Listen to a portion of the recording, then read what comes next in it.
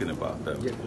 People are saying the system is not working as they expected. We've tested it, tried it for 32 years. We're in the 33 years now.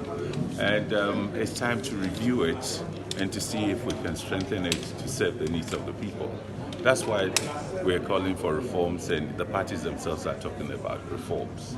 So 33 years or 32 years is a very long time in practice, and you ought to pause and see whether it has fulfilled the objectives and the aspirations, and what more can we do to strengthen it.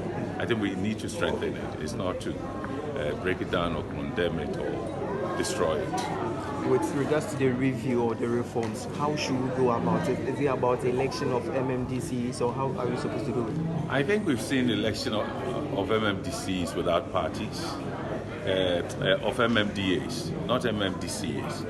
Now there have been talk about election of MMDCs, but at the same time, there are also those saying that, look, our parties, if you look at the voting patterns and percentages, we mobilize very highly with parties, not with independent candidates or without parties, the MMDAs, okay?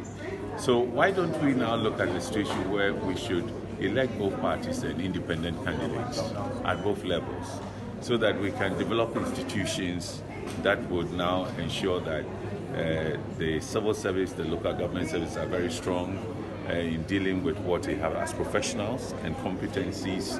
And then the parties would also be held accountable, and they will compete actively. We've tried one system, it hasn't given us the results we need satisfactorily. Can we try others and see how best we can consolidate the stability of the Fourth Republic and also satisfy public needs and demands? No, one of the issues that also came out to do with indiscipline, within our sector, because there have been a lot of failures in several sectors of our economy. So when it comes to this, what exactly would you recommend? So that we don't see attitudes of indiscipline, even if we elect MMDCs in office. Where's the indiscipline? You didn't clarify that.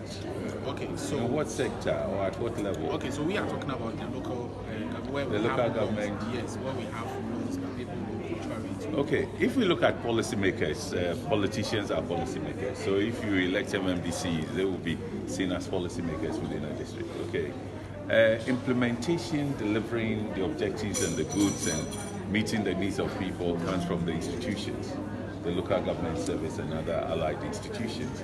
And the caliber of people, the policies and rules within which they operate all might be something to review if we are allowing parties in. Because now they are designed in a way that because parties are excluded.